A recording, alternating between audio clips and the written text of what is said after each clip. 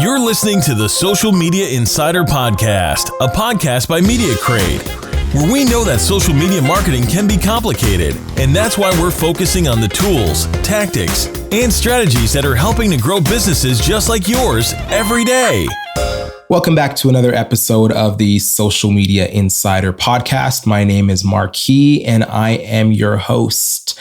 And today we're talking about all things influencer marketing and how it plays a role in the marketing strategies of B2B and B2C companies. And I'm really excited because we're chatting with Morgan Kling. Morgan is the principal consultant at Market Boost Influencer Marketing, and he's also the proud owner of CloutHQ, an influencer database used by businesses all over the world to find and partner with high-profile influencers in an effort to streamline businesses' outreach efforts. Morgan, I'm so glad to be talking to you today. How's your day going? Likewise, I'm excited to be here. My day's going great in sunny Arizona. Sunny Arizona. And I heard you guys are having a bit of a heat wave up there. Something like that. Just another day in paradise. Yeah, you're managing though. Yeah, that's right. Good. I'm glad. So Morgan, why don't you just fill in some of the blanks? I'm sure there's some things you want to elaborate on. Tell us anything important that I may have missed. Sure. Yeah. I mean, to kind of kick it off, I can tell you how I got started in the industry. Overall, like what got me interested in it and where I started to find some really interesting angles that brands could approach influencers and really start to utilize the trusted advisorship of other individuals on social media. I started about 3 years ago as working as a diesel technician, just turning wrenches on third shift. I used to work at FedEx, just fixing trucks most of the time. And I have always had this fascination with like luxury items like watches and cars, like most young guys do. And while I was working at FedEx, on all my breaks when I'd go home, I was always looking at like watch pages on Instagram and like checking out the coolest watches that were being released and stuff like that. And I just thought to myself one day, it'd be really cool if I could find out who these people are, build a relationship, and then actually go see the watches in person. So it actually started as like a really more of just a hobby and like an interest to get to know these people better, seeing who are posting these $1 million watches and $500,000 watches. So I started reaching out to people. Just sending messages asking if there's any way that I could provide a service to them in exchange for them just kind of showing me the ropes of how the industry worked. So I started doing that for about 3 to 4 months. And then I ran into this kid on social media that was working with brands, and I started to see more of the commercial side of things and where people were able to actually make money from brokering deals or just providing a service when it came to something that was a very manually tedious task that had to be done. So I got connected with him, kind of the same thing, just started to build a relationship, asking questions, seeing what he thought was, popping in the industry and where he thought the opportunities were going. And 3 months after I met him, I ended up moving to San Antonio, Texas, started working with his startup, managed a bunch of campaigns with one of their campaign managers and advertisers, just a bunch of different types of brands, like everything from skincare to black mask to fidget spinners, just working with a bunch of different influencers. And through that process, I started to realize that there was still areas in the influencer space that nobody had automated or just streamlined. Like there's a lack of software development happening just to like kind of make this process easier for people to take advantage of. So from there, it kind of just seemed like a natural opportunity. I was kind of getting burnt out of running campaigns, like interacting with so many different influencers. Because they were all transactional type of relationships, there was not really an opportunity to build a real friendship there. So I got burnt out of that pretty quickly. And I decided that the next thing that I could see myself becoming obsessed with is finding ways to automate things and softwares to build around certain tasks that needed to be completed on a daily basis or a routine basis. So I created my first software. I hired a developer in San Antonio. He created something that was just an internal dashboard that I was like, cool, I'll keep working with my clients. I'll automate it. Like I'll work like half of the time that I used to have to, and I'll be able to get way more clients. And so he built that. It worked great. And then he came to me and he's just like, if you were to turn this into a software company and charge people for access, I bet people would sign up. And so that was kind of how I got kicked off in the software space and really starting to see from an analytical perspective what was actually happening in the influencer space. Okay. And so at the same time, were you also consulting, or was this kind of your introduction to the influencer marketing platform? Because I know through your consulting business, you were doing a bit of that. How does that kind of fit into you getting your start? Yeah. So when I had my agency, it was pretty much like half and half of the clients that were coming to me asking for help. Half of them just wanted somebody else to manage the work that was involved with influencer marketing. And the other half just wanted to know how to build a system inside their company that they could assign to their team members to actually manage for them. So about half the time I was actually going out and managing the campaigns for them. And then the other half, it was more so like building the infrastructure for them to internally manage influencer relationships and ambassador programs, and just basically implementing the most important documents in order for them to effectively collaborate with other people online. Okay. And I know you kind of already said it, you were kind of reaching out to these people, making some connections. We talked a bit off air about it, but tell us about what that looked like. You mentioned, spending some time in Facebook groups and doing some cold outreach. What did that process look like to actually get connected and build relationships with these people? Definitely. Great question. When I was first starting, I knew that I needed to find a community of people who knew the marketing space better than I did. And I was getting really tired of just cycling through different blog websites and watching YouTube videos, because a lot of it, you can kind of see when a blog is more so for the SEO benefits of it versus like somebody who's really providing content. And I had spent so much time reading different blogs and like navigating different blogs that I felt like I'd kind of reached the end of the road for where I could find like these really high quality pieces of information. And so eventually I started playing around on Facebook. I think it probably started like joined maybe like a couple meme groups or something like that. And I was like, oh, there's like an actual community hierarchy here that's going on. Like I can see that there's like one person at the top who like created the group, and then he has like his army below him, and then it's like all the community members. I was like, well, I mean, that looks a lot like a social sphere that I can apply, or that I could compare to like my friend network, or like, if you look at like cliques in high school, or like any really social organization has like these hierarchies to it. So I became fascinated with that. And eventually I think I just started typing in like Facebook marketing groups, influencer marketing groups, like seeing like who the leaders of these big communities were. And I took the exact same approach. I really just found out who those people were. I kind of studied what they were working on with the group. And outside of that, I would reflect on if there was anything that I could do that would possibly contribute to what they were working on. And then I would just start blasting off messages to people like, hey, I noticed you're working on this. I don't know if this is helpful or not, but I think if I were to provide you with this, it could be helpful. And then just giving without that expectation of return consistently, or without expecting like a specific thing in return from them. I just kept doing that. Like being a young guy that like I wasn't making a ton of money anyways, like when I very first started. So I had more time than I knew what to do with. And I thought a good activity that I could spend my time is just building a network of these really knowledgeable people and very well-connected people. So I did that for a while. And then eventually I started to have a better understanding of the marketing space to the point where I could actually start answering other people's questions. So I would see a question on a Facebook group that was like, how do I set up a Facebook pixel? Or like, how do I know if my Facebook pixel is working? And I was like, oh, I know the answer to that. I would just start to comment on it. And as I did that, it started to have like a compounding effect where people would see my comment from like 3 months ago and send me a message about like a similar problem that they're having. And then it was like an instant connection that I had now with that person. And as soon as I started to see that, like probably like 5 or 6 times, I was like, okay, like I've just discovered like a new like organizational hack that could be used to really expand your network like crazy fast. And so I started commenting on a bunch of people's posts. I started just trying to contribute like however I could, like most effectively as possible. And through that, I've been able to build somewhat of a name around myself when it comes to like influencer marketing. Like people reach out to me and they're asking me questions. They're like, hey, I saw this blog you wrote. Like, I would love to ask you more questions. And it's really just been it's definitely the number one catalyst when it comes to my ability to understand certain markets, just from like getting the advice of people that are smarter than me and have been doing it a lot longer than me, and just constantly giving out whatever I had to give to people. And not really expecting anything specific, just knowing that like relationships are like bank accounts that you make deposits in. And then at some point, if it ever needs to be withdrawn, like you can kind of pull on those people. And it becomes like a give and take relationship where everybody's just excited to help each other. That's good. I love that bank account analogy.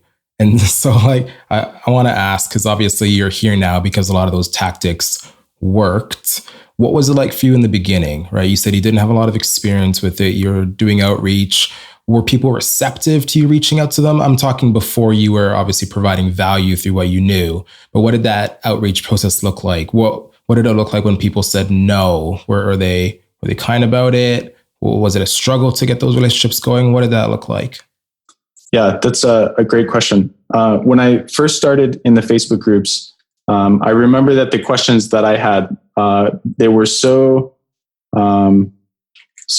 there were such entry level types of questions that the people that had so much experience didn't take them seriously. And like oftentimes, like people are relentless on the internet, so people would get roasted for asking dumb questions or like things like that. So I remember like the first few times it's like, oh, like this is the easiest question ever.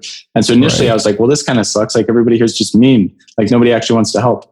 And then it was after I started to pick up, like you kind of just need to understand the vibe of the community first, and kind of see how people expect interactions to take place. And I started to kind of gauge how people were interacting with other people, and I would start to tailor my messaging out to those people. I would make it very much focused around what their objectives were rather than my objectives, because I just constantly kept in the back of my mind, like it's all a bank account. Like the more I can give, the more that this network of like intangible value that's being created will start to expand. And so the outreach in the beginning was initially it was mostly me trying to offer something. Usually it was nothing that person didn't already have somebody working on full time or something like that. But every once in a while I'd run into somebody that would answer questions of mine or just give me advice. And so I started building like mentor-mentee relationships with a handful of different people. And then from there, they would refer me to other people. And then like there was a warm introduction that now had context that we could actually talk about rather than just like a random kid on the internet, like reaching out to say what's up. And so it's really like when the intros started, and when I was able to maintain relationships with a bunch of different people that were active in different communities where I was able to start having more relevant conversations that could actually drive my business forward. I love that you just went for it.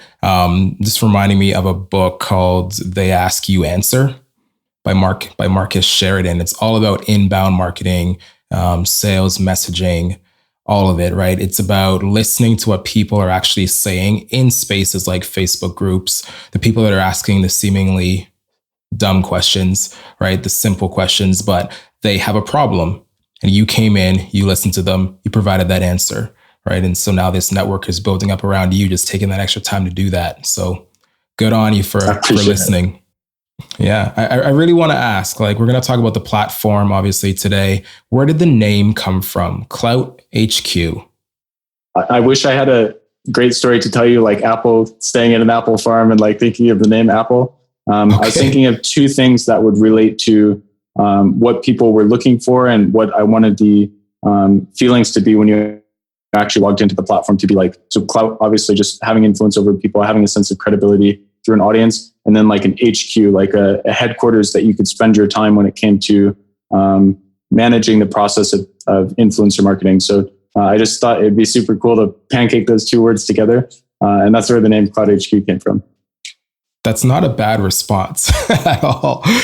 Maybe you can think of something as time goes on, but that's not a bad story. Good for you. Can you explain a bit more about how the platform actually works? Yeah, so I'll preface it with briefly explaining why I decided to create the platform in the order that I ended up creating it. As I was running campaigns for different clients, because I was working, I didn't really niche down to a specific type of client or like a specific industry. It was more so just any direct consumer brand that I thought would work with influencers. Like I would find a way that I could work with them. On one hand, because I was learning so much from doing it. And then on the other hand, like I just was taking all the clients that I could find. And so the point that I was hitting the most friction every single time, like consistently, as I would take on a new client, was just finding influencers. Like I couldn't find influencers anywhere. I mean, you could go to Instagram, you could go to YouTube, and you could type in and copy and paste handles into a Google Sheet. But it was so time consuming when you consider how many people actually reply and will successfully go through the transaction with you. And so I was thinking about what's the easiest thing that I could produce that people would find to skip this point of friction that I'm certain other people are also dealing with in the agency space and like the social media marketing, social media management space, and just other like more entry level spaces. And I found myself consistently going back to Google and typing giant influencer list, like influencer database, like free influencer database, like hoping that somebody was nice enough to create a CSV and post it on some blog somewhere. And I searched relentlessly for this stuff. I used all like the search hacks and everything, and there's never anything that came up. And I built a fairly decent sized influencer database at that point because I'd worked with so many different influencers up until then. I had like 4,500 influencers or something like that. And I was like, you know what? It would be really cool if somebody would just create a public database, but since nobody else is going to do it, like I'm just going to make mine public. And so the database was created initially to allow anybody to easily search and find influencers that related to what their brand was working on. So that's kind of where the concept for the directory came around. It's completely public and free for people to access. You don't need to log in. You can just search directly through it. And then the second thing that I came into was the outreach process. Like once you find the influencers, like it's still a pain in the butt to actually reach out to these influencers. And if you're using like a CC method or a BCC method, the influencers see that and it's just like super sketchy. So I thought like, well, if I could make this directory also allow people to send emails to influencers, like way easier than what it would be through Gmail, that would also be valuable to those people. So I kind of put those two things together and launched it initially as a public influencer database that brands could quickly find and reach out to influencers through. After that, we kind of hit a point where like 4,500 influencers wasn't enough because the variety of people that were signing up had different needs than what 4,500 influencers could do. So eventually I made it a curated influencer database where all of the influencers past the 4,500 were being automatically added to that database by other brands that were working with influencers. And I did that through a Chrome extension where you can audit an influencer's profile. And when you do that, it acts as like a human filter in a way. And then those influencers would then be added to the database as well. Wow. So you like MacGyvered your own system, basically, is what I'm kind of hearing to make this thing work.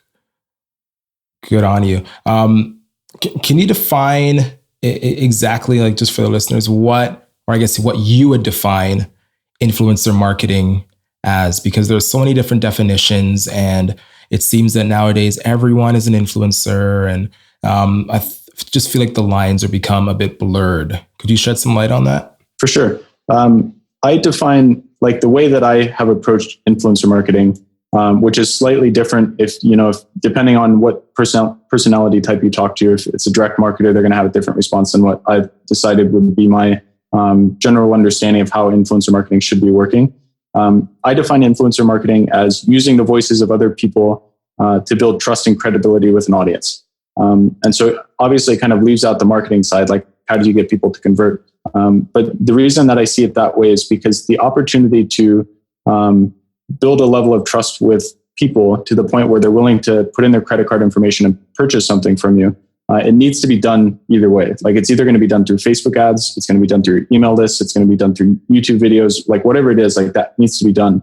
And influencer marketing is the most durable way to do that because it like the shelf life of a Facebook ad, if you have a funnel of 10 Facebook ads that are being presented to somebody over like a set period of time, and the first 4 of those are all about like building trust and credibility about your brand, like the shelf life of those is only until they're shut off. Like once you shut those off, like the Facebook ad is gone, and like that's all you've built from that is that impression where you're given the opportunity to present an offer or a set of ideals to somebody. Whereas with the influencer side, if it's connected to somebody's face and somebody's personality, like that person is going to continue to be out in the marketplace, making videos and making content and just talking about whatever it is that they're consistently talking about. And even after that post is long gone and long buried under a million other posts that they've put on their feeds, that face is still attached. And so I've always approached it from the perspective of this is an opportunity to build trust and credibility with a huge audience. Which added benefit of that is a lot of times you can also generate a lot of sales from that. But the bigger play that I see the most successful brands using with influencers is more so as like an introductory offer to, or an introductory opportunity to an audience that may need a little bit more, coercion or influence in order to be ready to trust you to buy a product. Interesting. Just made me think of something earlier when you kind of said human filter, and we're talking about this like selection process. How do you gauge real clout? Like they apply, they go on the platform, and they sign up or they register. How are you sifting through the good, the bad, the people that have bot followers, that have fake followers? Like, how are you kind of, making sure that these people are the best of the best? Yeah. So it definitely becomes a challenge when you try to do it at scale with a database that's so large that you couldn't have like a handful of people go through it manually. When it comes to managing a database at scale, it's, you're pretty much limited to the analytics that you're able to look at, and then trying to figure out like what the averages are, finding the outliers, and then identifying the people that fall below a certain threshold of either engagement rate or average views or likes. Followers is like the initial one. Like somebody needs to have at least 2 followers in order to have influence, like their mom and like somebody else at least to have influence over somebody. 2 followers, that's all. Great. Yeah, exactly. And then like when it comes to like the one-to-one side of things, like gauging somebody's influence from an advertiser's perspective, it's really just about like getting an idea of what type of content they're putting out, and then seeing what their engagement in this hierarchy of people looks like. Like if they're the top person in this hierarchy of influence, like, and I see all of this almost like a pyramid, like leading down from like starting at the influencer, going down to the people that are actually following them. You see like what their engagement looks like in each of those layers of people that are following them. So if they're replying to comments, if people are actually commenting real stuff on their posts, and it's not just like, oh, you look so cute, or like nice outfit, or like the generic comments that like we all know are coming from Russia anyways. If it's not stuff like that, you'll start to notice that like, okay, this person has a consistent habit built around responding to their followers and like actually building a community there. And like, that's the easiest way that you can see if somebody actually has influence, is like, what are other people saying on their posts? And then what is the influencer actually saying back to those people? Like, how engaged are they? How often do they post and then come back and check the comments like 5 minutes later? Like, just generally getting an idea of how much effort the influencer is putting into cultivating their audience.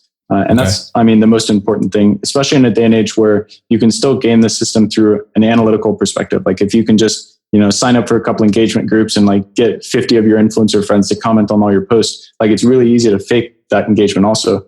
So it's kind of a mix. Like it's a balance of like looking at it from an analytical perspective, and then looking at it on a like a social hierarchy perspective, and seeing who they're engaging with and like how the conversations unfold in their comment section. So you're really putting it on the advertiser then to verify the actual engagement and reach and influence of these people that they potentially want to work with. Is that correct?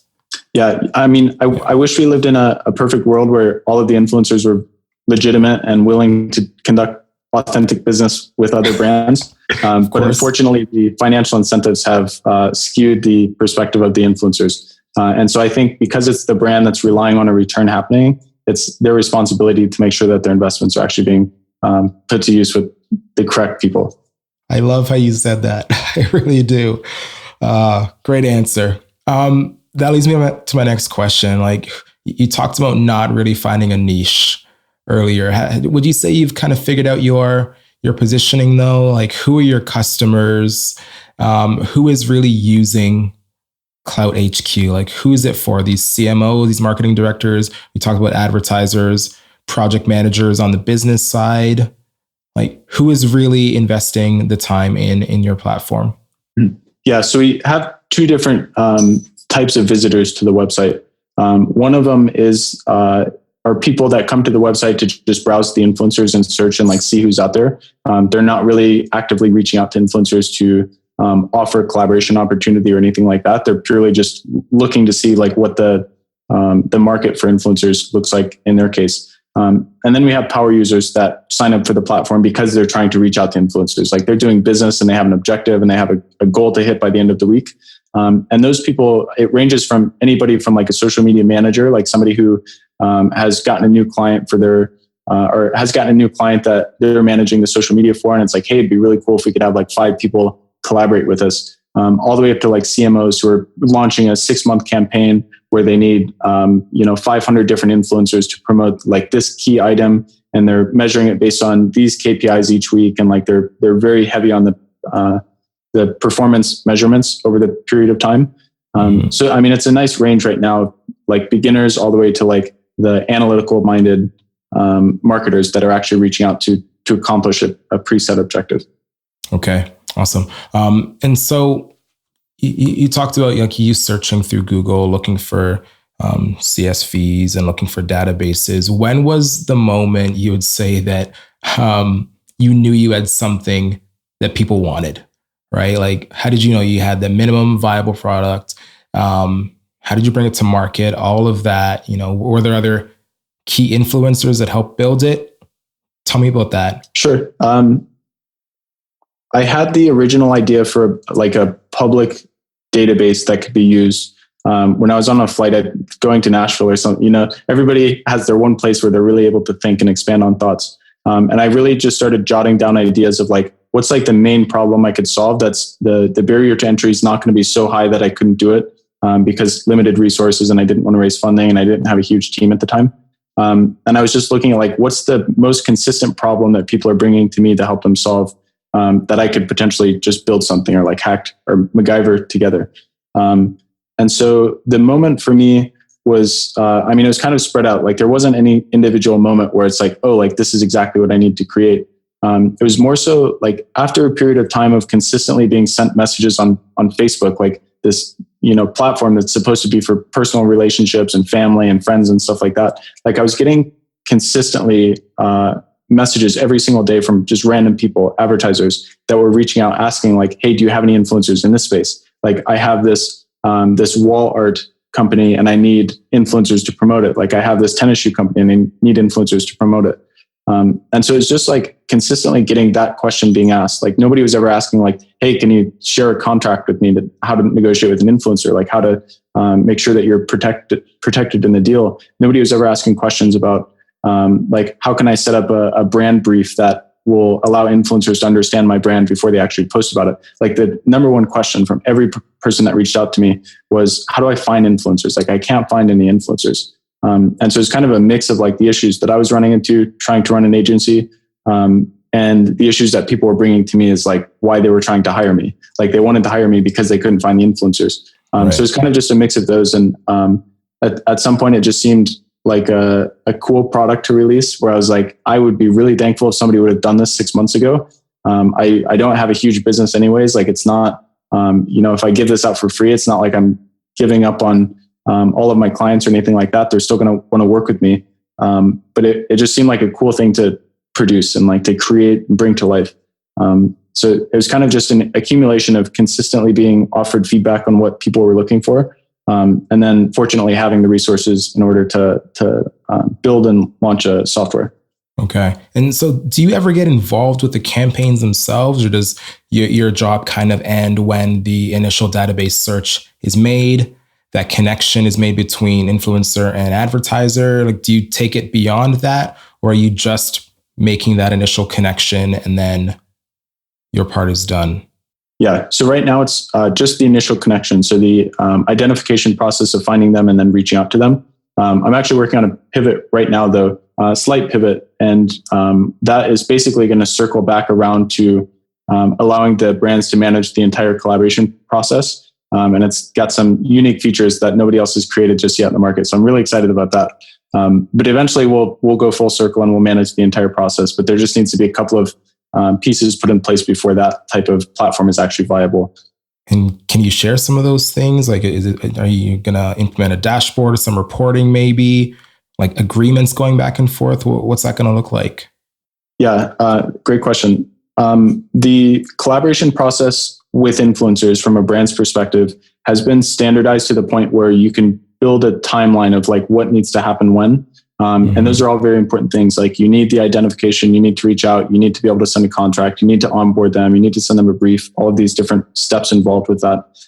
However, from an influencer's perspective, because it's so standardized, they don't really have a consistent person in place unless it's a manager of theirs to manage the brands that want to work with them. So there's not really a way for them to scale their output of branded content and end up making more money from these collaboration opportunities. So the platform is basically going to make it easier from the influencer's perspective. So I'm taking like a 180 degree new vantage point in order to allow the pieces that need to be in place for the brand side to actually work. And that starts by allowing the influencers to better manage that process from their side without needing to be tied to a specific collaboration or specific platform or specific brand or anything like that. It's mostly focused on how the influencer is going to be receiving opportunities to them, and how they can more easily manage the people that they want to work with, and quickly notify the people that they don't want to work with about their disinterest in working with them. So it's basically about streamlining a few of the natural points where brands and influencers seem to kind of part ways and decide that like it's not for them, and trying to connect pieces that haven't been connected before using integrations of a couple of different platforms and pulling data in from third-party APIs. Okay. Sorry, kind of a vague answer, but just it's in the works right now, and I would hate to misexplain it because I want to ensure that I'm hitting all the points right on the head, and I would hate to say it's one thing and then a bunch of people go to that website and find out it's completely different. So I'd love to keep you in the loop with it and just tell you how it's going. Yeah, that'd be fine. Yeah, because like you said, the internet's a cruel place, and people are definitely going to hold you to it. Well, I'm looking forward to seeing what comes down the pipe later on. I think you're right. There have been some standards that have been set and that are currently practiced in the industry. But I think if you can continue listening, like it seems that you are, and offer something that's going to help those collaborations become a little bit more smooth, I think that you're definitely onto something. Appreciate it. Yeah, of course. And so for you, like your marketing, I'm not gonna call you out or anything here, but I took a look at some of your social profiles. There's not a ton of activity there. How are you currently marketing your business? What's working for you? Is it the influencer partnerships that are building your platform organically? Like what kind of channels do you rely on? Is it blogging, email marketing, paid media? What's working for you? For sure. Another great question. I know my Instagram has like 950 followers or something, which is so ironic because I'm talking about influencer marketing. Right. And this will actually be a cool segue to kind of go full circle and back to like where the story started of spending time in these Facebook groups. As I started to understand the interactions happening between groups and starting to see the evolution of those by people hosting events and doing podcasts and just bringing more people together, I had consistently been posting in a lot of different groups a lot of the time. And I'd gotten to know a lot of the admins and creators of these groups. So throughout that process, I'd kind of built a relationship with them, and I had always kept them in the loop with what I was working on. Like if I had an exciting update, I would send them an update. If I had some questions, I would ask them questions. And I think that something that I unknowingly did at the time was get them to buy into the vision of what I was trying to do and like the changes that I was trying to make in the industry. So ultimately, I'm supposed to answer your question. First of all of my business right now comes through referrals. It's all people that I've worked with in the past, or it's people that I've talked to in the past. Like 100% of my business right now is coming through referrals, both on the platform and to my consulting business.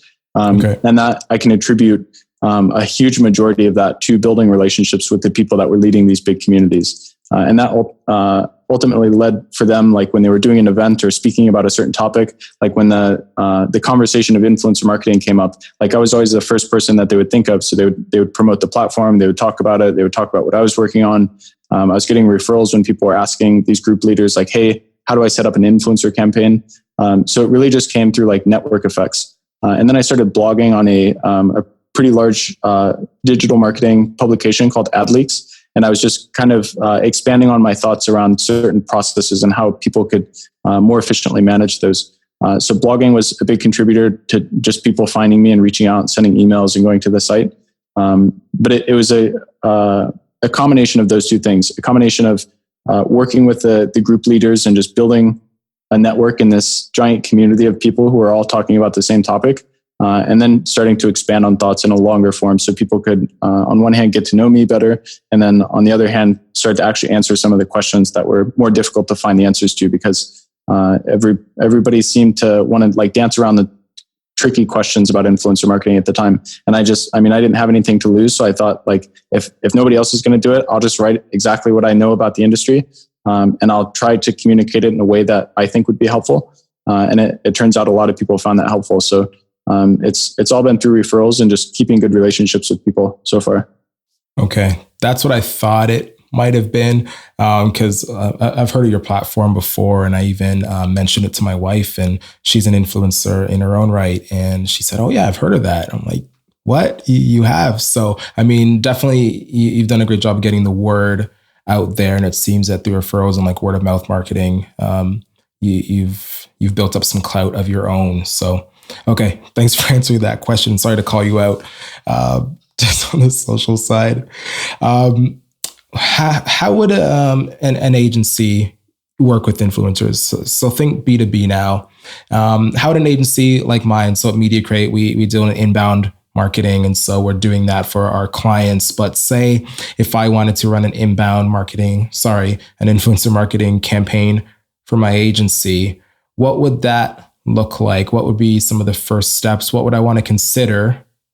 Or is there a campaign around the space that you have been a part of, that you're proud of, that could, answer that question as well? Definitely. I think that the example of how CloutHQ has been able to grow so far might be similar to the hypothetical that you're presenting me with here.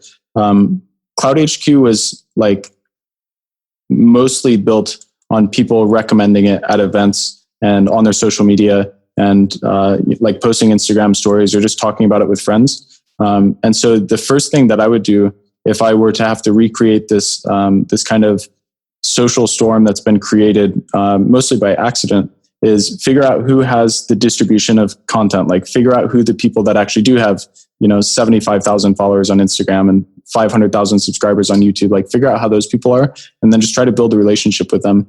And then from there, like once you've kind of built up some good karma with them, like then you can present them with an opportunity that makes sense for both sides and transition the relationship into a way that you can support each other's efforts. And at that point, like, because they will likely have buy-in with your goals and your ambitions, and they know that you're not just a random agency on the internet or a random person on the internet, like at that point they'll have buy-in, and it's a lot easier to get the conversation rolling, and then just to have people actually be inspired by what you're doing. The inspiration is like the magic dust that gets sprinkled on influencer marketing that I feel like a lot of people miss out on because they're so focused on the transactional and the analytical aspects of it. If you can inspire somebody to agree with your vision and inspire them to actually appreciate and love what you're doing, like you get so many free ad impressions from that, and so many free like vouchers, and just so much credibility because people actually feel invested in it. And then it doesn't become like, how much do I need to pay you to post on your Instagram account? It's just like, they just talk about it. Like they post about it and they tell their friends. And so it's really a relationship driven thing, especially in the B2B space, because there's so many connections that are, as long as those people remain in the industry, like there's so many permanent connections that are probably going to be drawn between two people consistently over time. So it's even more important to have a relationship focused approach to it, and like really just taking it slow and like getting to know the other person and like asking what they're looking for, and then finding a way to collaborate. And then, the alternative to that would just be reaching out to influencers and asking to pay them on their social media, which for an approach for a B2B company, like if you were launching a campaign, you could certainly do that. But the price to return ratio, I think, is not, it's not likely to pay for itself. And it's not likely to actually be worth the time that's invested into just reaching out and like starting conversations. And plus it kind of like, it just doesn't present you in the best light when you're reaching out, asking to pay for something. Like it's much more natural if you can just naturally like phase into that conversation after you've talked a handful of times. Yeah, I couldn't agree more. I just thought back to something a few episodes ago. I had Lise Wilcox on talking about authenticity and influencer marketing. And by definition, I think we'd put her in the category of micro-influencer.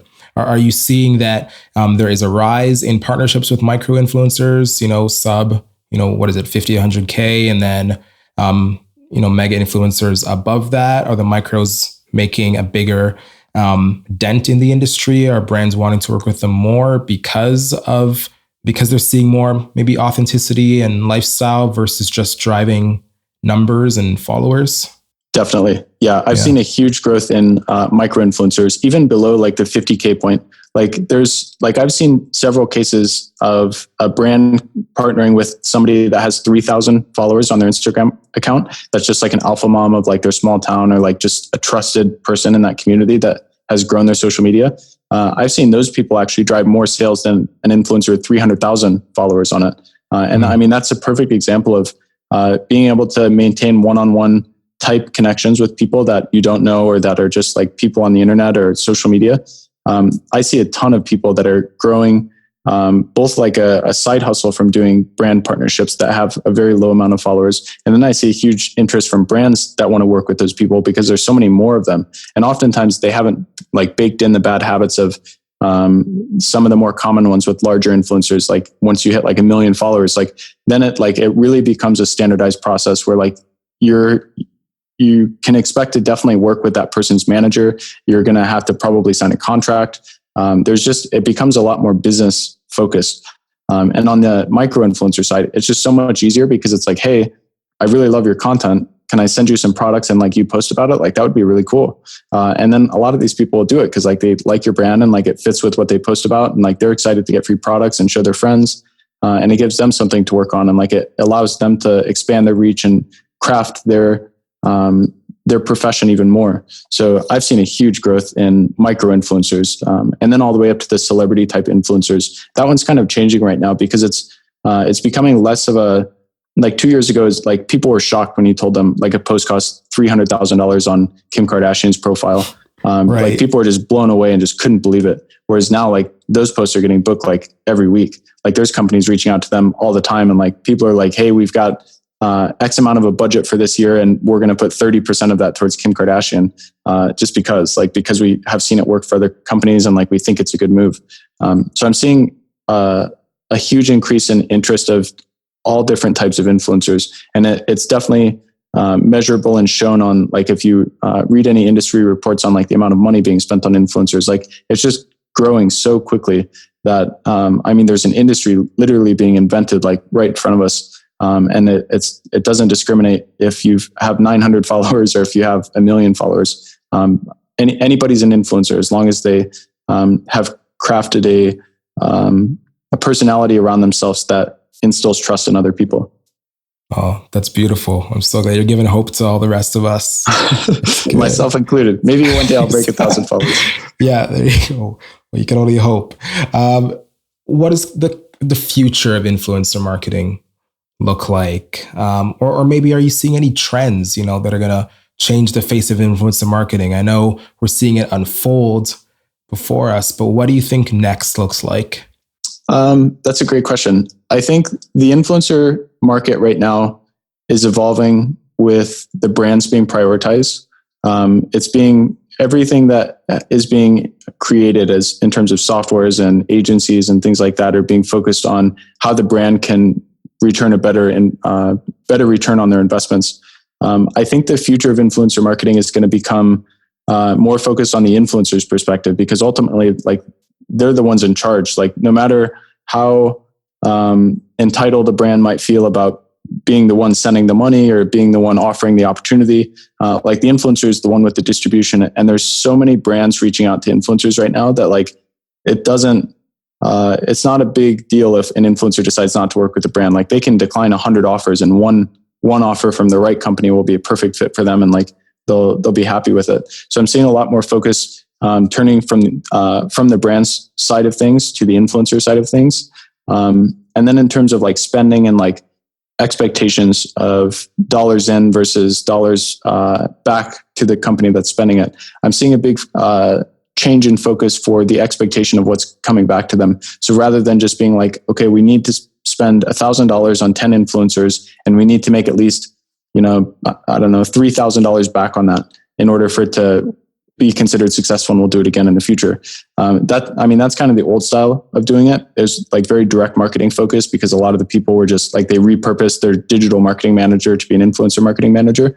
And I'm seeing a lot of that transition more so like, how can we just get people to post about our products? Like, how can we be less cost sensitive when it comes to paying somebody to post on their profile and just start to build relationships? Like, how can we scale our personality behind this brand by leveraging other people's voices? And then how can we recruit a network of influencers that after we've paid them for 2 posts, they'll go ahead and post 18 more posts in the future because they just like the brand and like they appreciate the person that sends them an email on their birthday, and they appreciate the person that sends them a handwritten note 2 months after the post just saying how much they appreciate it. Because ultimately, like there's although it's done through the internet and everything's like text on screens and images and stuff like that, like these are real people. And like they wake up in the morning and they go home for Christmas and hang out with their family. Like they like to talk about things and they want to feel like they're building something bigger than themselves.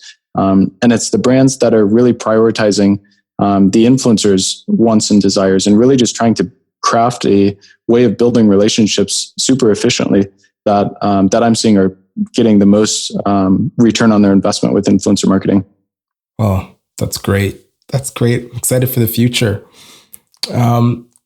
What are some tips? So just as we wrap up here, what are some tips, tidbits, advice that you can give to the listeners today? Maybe you're speaking to the influencer, the person who wants to become an influencer. That even sounds weird to say, right? We all have influence, but what words of encouragement would you give to them, or even words to follow for brands wanting to work with influencers and potentially use your platform? Yeah, I think I definitely don't have enough experience on the like how an influencer can grow into a bigger influencer, because I've spent a huge majority of my time on the brand side of things, and just like the interactions I've had were in negotiations or talking about what the collaboration is going to be. So I'm not, like, if I had to give a piece of advice that I've seen consistently work from the influencers side, like how they can grow into a more influential person, it would just be about posting content and not being like too much in your head when it comes to like crafting the perfect caption or like catching the perfect shot. Like just post pictures and like be yourself and be super authentic. Share what your life is like with people. Like don't make it super narcissistic, or it's like just about your your status is higher than other people's. Like make it involving and make it something that people can relate to and see their future evolving to. And then on like the brand's perspective, and I mean, I'll say it again, like the number one most important thing that brands should focus on is finding a way to inspire influencers to fall in love with their brand. Like find a way that you can create a personality within a brand.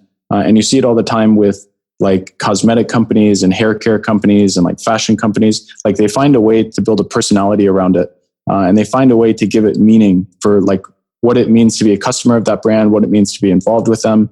And if you can just crack that code of like, what is the best opportunity for personality of my brand? Like, how can I create the best personality for this brand that will really resonate with the people that I think are going to buy it or that are currently buying it? And then crafting that and then going to find people with that exact same personality and then like striking up a conversation. Like just like you would if you were approaching somebody at a party or something, just like hitting them up. Hey, this is our brand. Like we think it really relates with like who you are as a person. Like it looks like it's pretty similar, like same types of colors, same vibe. Like we care about the same things. We would love if you would help us grow this brand, and we'll pay you for all of your posts and we'll allow you to contribute your ideas and creativity so that you can grow something larger than yourself. That way, when you go home for Christmas and your grandma's asking what you did all year, like then you can say like, I helped this brand grow because I was involved in the creative process of this new product line, or I was involved with the distribution of all of these products to different influencers because I just connected them with all my friends who are also influencers. Like if you can just crack the relationship building process, like how not only to scale it efficiently, but also how to build a really personal relationship with people that are interested in contributing to things, but don't necessarily see any difference between your brand and the other 50 brands that hit them up that month. Like if you can figure out how to set yourself apart and like really strike like an emotional chord with influencers and do it authentically, like you're unstoppable. Because the power of influencers is like, there's never been any, in my opinion, there's never been any other marketing channel that has the ability to build a level of trust with people so quickly and so inexpensively. So, I mean, the upside for a brand is significantly higher if they were to put in the time to make sure that they're doing it for the right reasons and they're being really true about why they're doing things and what they're doing and how they're going about doing that. And I think this is where you just drop the mic and walk away. That was great. And like, you hit the nail on the head. And like, you already said it. Just remembering that these are real people on the other side of the screen. It's all about making relationships and connecting with these human beings. Like, it's great. So thanks for saying all that. For sure. So I want to know, are you teaching any of this stuff anywhere? Like, where can people find you, get in touch with you? I was creating blogs for a while on adleaks.com, where I was just writing about the process of working with the influencers. I'm not much of a writer, so it became more effort than I was just willing to contribute. It would take me hours and hours to create a blog. So I kind of have phased out of doing that. And right now I'm mostly focused on building the new software and trying to solve some of the more challenging problems that still exist in the influencer space that no other platforms have been focusing on.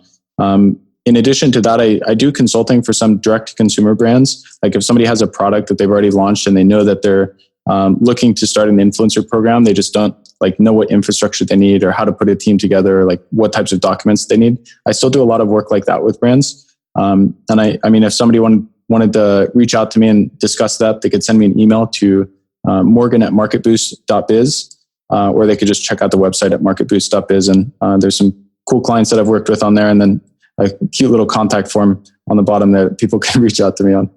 I love it. So all of this will be in the show notes for you folks. So it's morgan@marketboost.biz.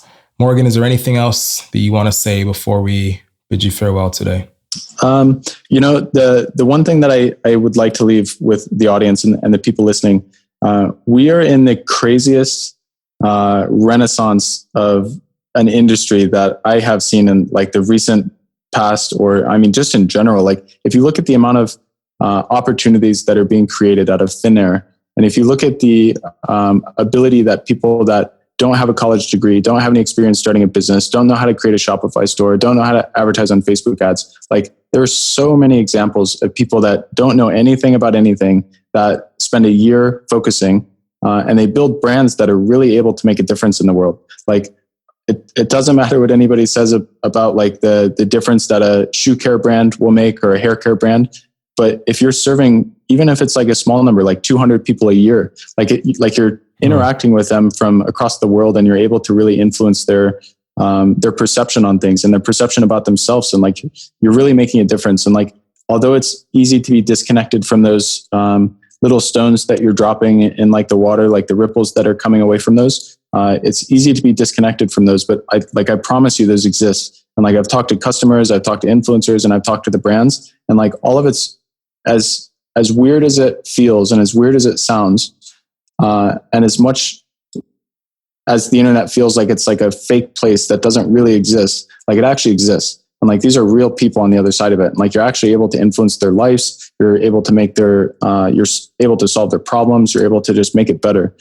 So I would just keep that in mind. As you're growing a business and you're trying your 50th Facebook ad, or you're trying your 18th email campaign, and nothing's working, just know once you crack it, you're really able to start contributing to other people's life. And that's a source of gratitude and a source of just happiness that is infinitely growing. And the opportunity is there. So I would just say keep focused and just know that it pays off. And if you build a good brand, the happiness will compensate you 1,000,000 times more than whatever amount of money you could possibly make.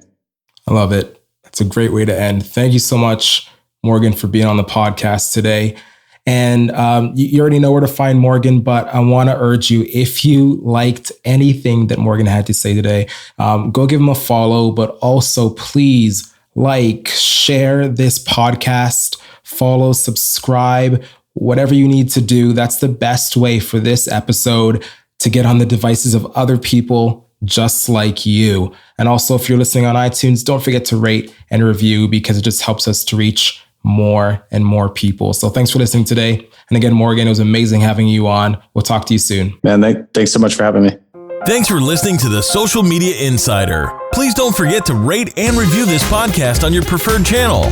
Keep in mind, if there's anything you ever want to hear on the podcast, send an email to info@mediacrate.social, or follow us on our social channels @MediaCrate to continue the conversation. Thanks for thinking inside the box. We'll talk to you next time.